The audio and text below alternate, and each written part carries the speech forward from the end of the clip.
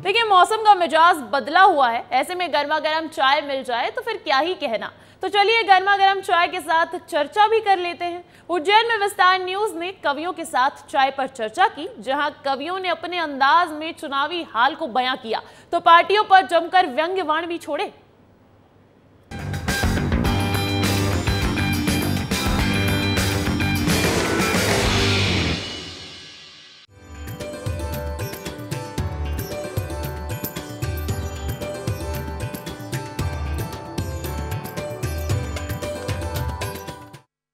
अगर सुस्ती मिटाना है तो चाय का तो अंदाज बनता है, और चाय भी आजकल हाईटेक हो चुकी है। आप चाय की टपरी पे जाते हैं तो उसका नशा अलग होता है, और चाय सुट्टा बार की चाय पियेंगे तो यहाँ पर अलग अलग प्रकार से चाय बनती है। हमारे साथ इस समय चाय सुट्टा बार के दुकानदार भी हैं। भैया, कितने प्रकार की आपके यहाँ चाय मिलती है? चाय, क्या क्या मिलता है? चाय, कॉफी, शक्कर वगैरह सब मिलता है, दूध वगैरह सब रहता है।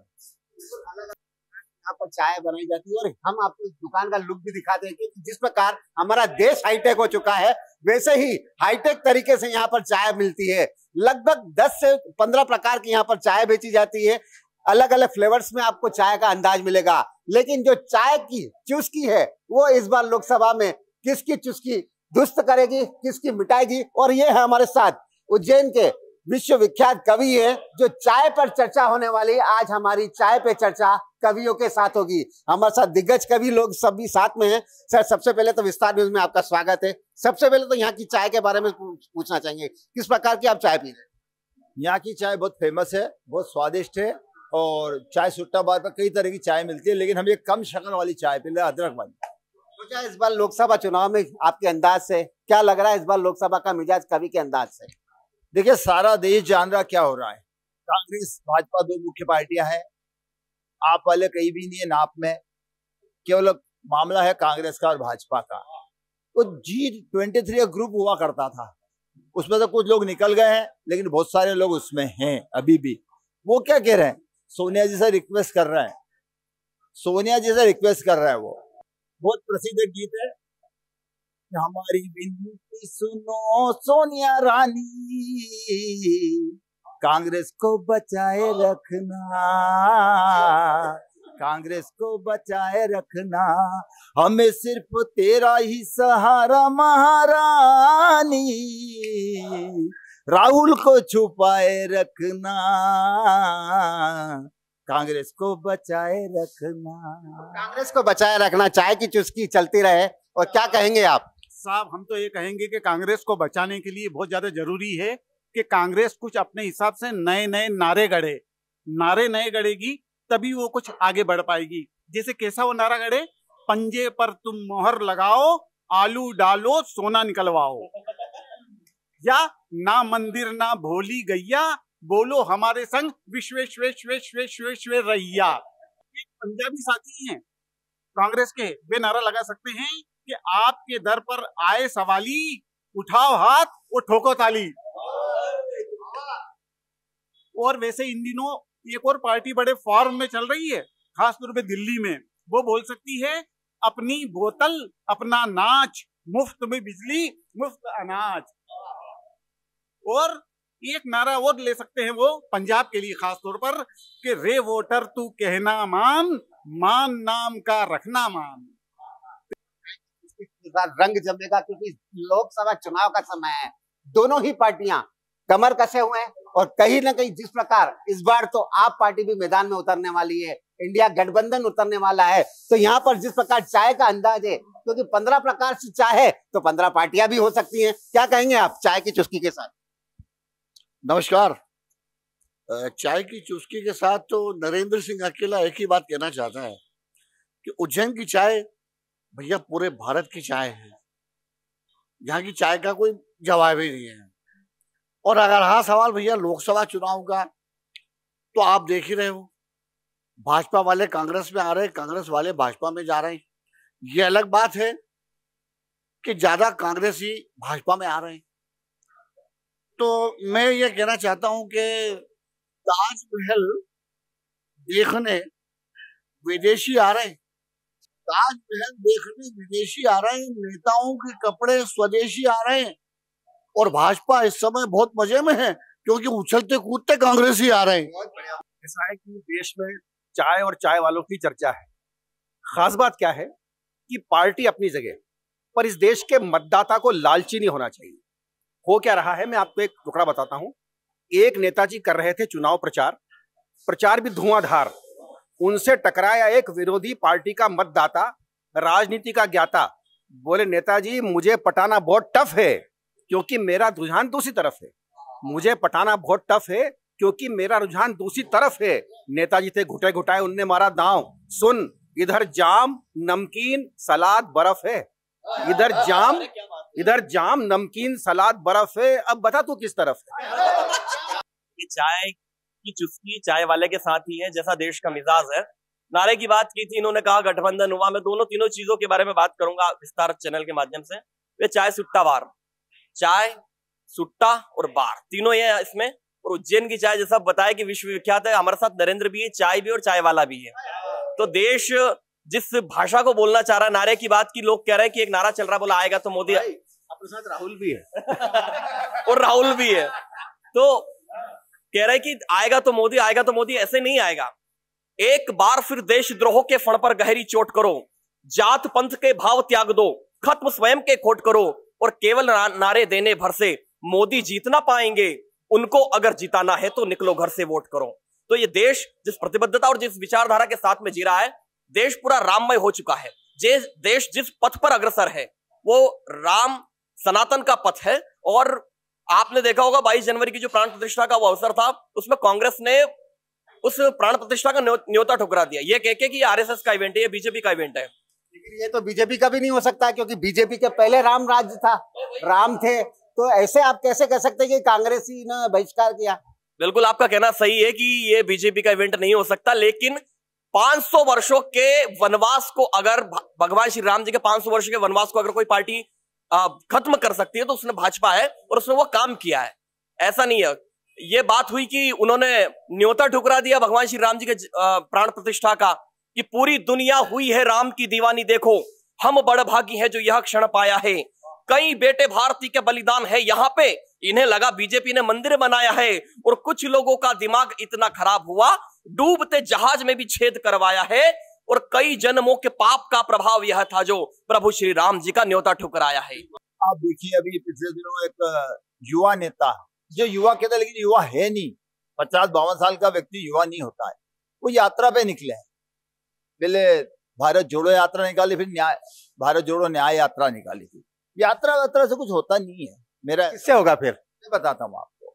मैंने कहा उनसे कि यात्रा वात्रा का चक्कर छोड़ो, और हो सके तो राशन कार्ड में जीवन साथी का नाम जोड़ो। हो सकता है कि उसके आने से ही तुम्हारे भाग्य खुल जाए। कुर्सी भले न मिले, कुर्सी का हत्था ही मिल जाए, कुर्सी का हत्था ही मिल जाए। ये होती है कवियों के अंदाज की।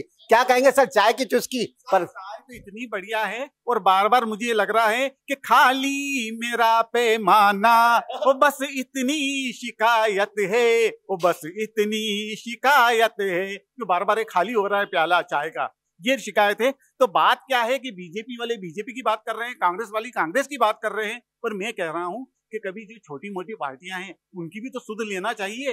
अब जैसे कि अपनी पार्टी समाजवादी पार्टी, उसके लिए भी एक नारा मैंने बनाया है कि राम रहीम को देंगे रोटी, अपनी सत्ता अपनी टोटी। और उधर महाराष्ट्र में 3 नए पार्टनर नारा दे सकते हैं, हमें तो लूट लिया मिल के दिल्ली वालों ने, ईडी वालों ने, आईटी वालों ने। कहीं ना कहीं जिस प्रकार इस बार तो पूरा माहौल 400 पार के जो नारे चल रहे हैं, उसको किस प्रकार कभी देखते हैं? मोदी का नारा 400 पार, क्या कहेंगे? क्या कहने भाई साहब, क्या कहने, 400 पार। नड्डा जी बोले हम जश्न मनाने वाले हैं, नड्डा जी बोले हम जश्न मनाने वाले हैं, इस बार 400 पार जाने वाले हैं। मोदी जी थोड़ा इत्मीनान रखो, थोड़े कांग्रेसी और आने वाले हैं। बहुत बढ़िया। आप क्या कहेंगे इस पे ही आपका अंदाज चाय की चुस्की के साथ? मेरा अंदाज ये है, किसी ने मुझसे पूछा कि बताओ कि कांग्रेस की स्थापना किसने की, तो मैंने कहा स्थापना का तो मुझे पता नहीं। जो 1 नंबर का गप्पू, दुनिया कहती उसको पप्पू, जो भाषण में खूब हंसाता, चुनाव समय ही मंदिर जाता, जो गमले में गेहूं उगा दे, जो आलू से सोना बना दे, जिसको देती दिखाई चील, उड़कर पहुंच गई वो मील, कुल का अनोखा पीस, 36 को बोले 35, जो रखे ऊंची नाक, जो संसद में मारे आंख, ऊपर जनेऊ नीचे कुर्ता, जो भाषण का बना दे भुरता, जो कभी ना आए बाज, थाईलैंड में होए मसाज, जिसके कुल ने भारत लूटा, ऊपर से बेल बूटा, नीचे से पेंदा फूटा। कहीं ना कहीं है कि जो अंदाज तो ये लुभाना रहता ही है, लेकिन इस पर भी हम कटाक्ष कहना चाहेंगे, क्योंकि कवियों का जो कवि रस है वो दोनों ही दिग्गज पार्टियां हों, बीजेपी के लिए भी निकलता है तो कांग्रेस के लिए भी निकलता है, क्योंकि इस बार तो इन्होंने कांग्रेस पर हमला बोल ही दिया है, तो बीजेपी पे तो इन्होंने साथ दिया है। आप क्या कहेंगे? एक बीजेपी का एक कार्यकर्ता मुझसे मिला, मैंने कहा भैया तुम इस समय बड़े मजे में हो, सारे कांग्रेसी जितने भी हैं बड़े बड़े लीडर सब टूट टूट के आ रहे हैं, कुछ इस पे कुछ कहोगे? तो उसने बड़ी प्यारी बाटी जी बात कही, बोले अकेला जी एक बात मेरी सुन लो। मैंने कहा सुना दे भाई। तो उसने कहा कि पपलू के जैसा कोई भी रोगी न मिलेगा, पपलू के जैसा कोई भी रोगी न मिलेगा, योगी के जैसा कोई भी योगी न मिलेगा, है वक्त अभी दोस्त तो आनंद उठा लो, इस देश को फिर दूसरा मोदी न मिलेगा। आप देखिए अभी बहुत आवाजाही चल रही है, चुनाव का सीजन है, कांग्रेस से बहुत सारे लोग भाजपा में आ रहे हैं, वो समझ नहीं पा रहे क्यों आ रहे हैं। पहले लोग टिकट के लिए परेशान होते थे, इस बार कांग्रेसी भाजपा में इसलिए आ रहे हैं कि कांग्रेस उनको टिकट न दे दे। ये मेन बात है। हाँ, उनको जान बचाने के लिए भाजपा में आ रहे हैं, जान बचा। हाँ, लाखों करोड़ों खर्चा होता है। अभी एक बड़े उम्मीदवार उनसे पूछा कि आप यहाँ से चुनाव क्यों लड़ रहे हैं, मैं आपको नाम नहीं बताऊं, नहीं तो आप समझ जाओ मैं राजा जी की बात कर रहा हूँ, है ना। तो अभी उनसे पूछा कि आप यहाँ से चुनाव क्यों लड़ रहे हो, उन्होंने बोला देखो भैया, रेल की पटरी पर कट के मरो, कुएं में कूद के मरो, या जहर खा के मरो, या चुनाव हार के मरो, तो इसलिए मैं यहाँ आ गया हूँ। तो वो अपने घर से ही चुनाव लड़ रहा है ताकि हारे तो घर वालों को, कहीं ना कहीं आप तो कवि के साथ ज्योतिष भी बन गए, वालों को ठीक ना पड़ सके। क्या कह रहे हैं वो, 4 पंक्ति आप सुन लो आनंद की। कुछ साथी चले गए हैं इसलिए शोक की होली मनाएंगे, दिग्विजय सिंह भी कह रहा है राजा साहब, कुछ साथी चले गए इसलिए शोक की होली मनाएंगे, समझ नहीं आता है अब चुनाव किसको लड़वाएंगे, यानी कि पूरी की पूरी पार्टी घबराई है, मुझे लगता है इसके पीछे ईडी और सीबीआई है। मैंने पूछा फिर क्या होगा अब की बार, दिग्गी बोले वही होगा जो होता है हर बार, और कोई नहीं, कांग्रेस को कांग्रेसी ही हराएंगे, और 400 का आंकड़ा मोदी जी आसानी से, बिल्कुल 400 का आंकड़ा पार हो जाएंगे। लेकिन ईडी और आईटी की बात वही लोग करते हैं जो वाकई में उससे डरे हुए, जिन पर हल्ला बोला जा रहा है।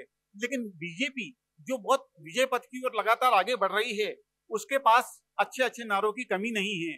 वो कह रही है कि फूल खिले दिल मिले, मिले आपका साथ, तोड़ो साइकिल छोड़ो मफलर और सरकाओ हाथ। और जो बहन बेटियों के बचाव के लिए स्मृति ईरानी टाइप की नेताएं जब सामने आती है, तो वे नारा ये कर सकते हैं कि बहन बेटियों की करते बात और संसद में झपकाते आंख। देखिए, चाय का जो दौर है निश्चित रूप से चलता रहेगा। बस बात इतनी सी, एक गठबंधन की बात की, हर चुनाव में वो 24 दलों के जो है लोग हैं वो इकट्ठे होते हैं, चुनाव के बाद वापस बिखर जाते हैं झाड़ू की तरह। एक गठबंधन वाले से पूछा कि तुम लोग इकट्ठा क्यों होते हो और तुम किसके लिए इकट्ठा हो रहा है, तो उसने जवाब दिया पैरोडी में। उसने जो जवाब दिया उसको एक गाने के माध्यम से बता रहा हूं पूरे देश को, विस्तार चैनल के माध्यम से, कि तुम ऐसा क्यों कर रहे हो। तो उसने कहा कि सुन मोदी के जयकारे, फूले हैं पांव हमारे, इसलिए सभी हो इकट्ठा, सब है भगवान सहारे, सब दल का दल दल मिलकर दल बन जाए, हाय हम सोच रहे हैं कैसे मोदी हटाएं, सुन और पूछा ऐसा क्यों करना चाहते हो, उसने जवाब दिया कि भारत को जान से ज्यादा वो प्यार करता है, दुनिया के दादाओं से आंखें चार करता है, आतंकी थर थर्राए, सब देशद्रोही घबराए, नीयत में खोट नहीं है तो कौन उसे निपटाए। और क्यों होंगे 400 पार, उसके संग पूरा भारत आज खड़ा है, हाय हम सोच रहे हैं। एक ने पूछ लिया, बोले मोदी जी और राहुल गांधी जी में अंतर क्या है, एक पंक्ति का अंतर विस्तार चैनल के माध्यम से बता रहा हूं कि नरेंद्र मोदी जी भाजपा को वोट देने के लिए प्रेरित करते हैं और राहुल गांधी मजबूर करते हैं। क्या कहेंगे, चाय की चुस्की समाप्त हो रही है? भाई साहब, चाय की चुस्की समाप्त हो रही है, लेकिन आपका ये जो सिलसिला ये कभी समाप्त तो नहीं होना चाहिए। इतना बढ़िया कार्यक्रम आप कर रहे हैं भगवान महाकाल की धरती पे। मैंने अमित शाह जी से पूछा, मैंने कहा अमित शाह जी, ये आप इतने बड़े आयोजन सब देश में करा रहे हैं और ये सब उंगली कर रहे हैं, इसमें आपका क्या कहना है? जब आपने मुझसे पूछा तो मैंने अमित जी से पूछा, अमित जी क्या कहते हैं कि फूलों की तरह तुम महको। विरोधियों से कह रहे हैं अमित शाह कि फूलों की तरह तुम महको, अरे खुद को भी मकरंद करो, बहुत बोलते उल्टा सीधा गति अपनी मंद करो, अरे काशी मथुरा जाना है पूरी ही तैयारी से, शरण राम की आ जाओ, उंगली करना बंद करो। महाराष्ट्र में दल के साथ बड़ा धोखा हो गया है, अगले की घड़ी कोई चुरा के ले गया है। जब मैं कहना चाहता हूँ कि सगा भतीजा ही हमारी पार्टी की घड़ी कर गया, अच्छी चल रही थी दुकान खाट खड़ी कर गया, नहीं मालूम था घर का बेदी लंका ढाएगा, विरोधियों के साथ मिलकर सरकार में नंबर 2 हो जाएगा। फिर क्या तय किया है अब की बार? बोले जीत गए तो संसद के द्वार और हार गए तो हरिद्वार।